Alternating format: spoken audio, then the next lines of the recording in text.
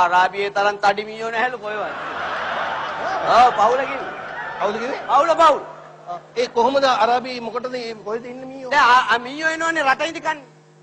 රටින් දිගස් වලට? රටින් දිගස් වලට මීයෝ එනවා. එතකොට පවුලේ මොකද කරන්නේ? පවුලගේ කතුරෙන් අල්ලනවා.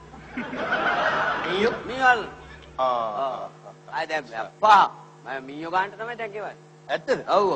කොහොමද දැන් මේ මීයෝ අල්ලන මොකක් හරි එහෙ ගිහලා කෝස් එකක් කළාද? නෑ කෝස් එක මම මෙහෙන් කළා ඇති. මෙහෙන් කළා. හරි. දැන් එන සෑහෙන පඩි ගන්න කම්බෙනවද? දැන් ගෙවන්නේ 8 ගන්න. 8 ගන්න කිව්වේ මීයන්ගේ 8 ගන්නද? නෑ. රටින්දි කාලා දානවනේ මීයෝ. ඔව්. රටින්දි 8. ඒ ටික අරන් ගිහලා කාන්තාරේ ඈට වැටේ හිටවන්නු. ඔව්. හැබැයි දැන් නම් පවුල කියලාවල තිබුණා මේ පොඩි මීයෝ අහුවෙන්නේ නැල්ලු කතුරට. එන ස්ප්‍රින් පැනලා ඇති පැනලා මට පොඩි කතුරක් එවන්න කියලා. පොඩි කතුරා. පොඩි කතුරක් එවන්න කියලා තිබ්බා. දැන් ඒතකොට මෙහෙන් පොඩි කතුරක් යවුවද තමයි? ඔව් යවුවා.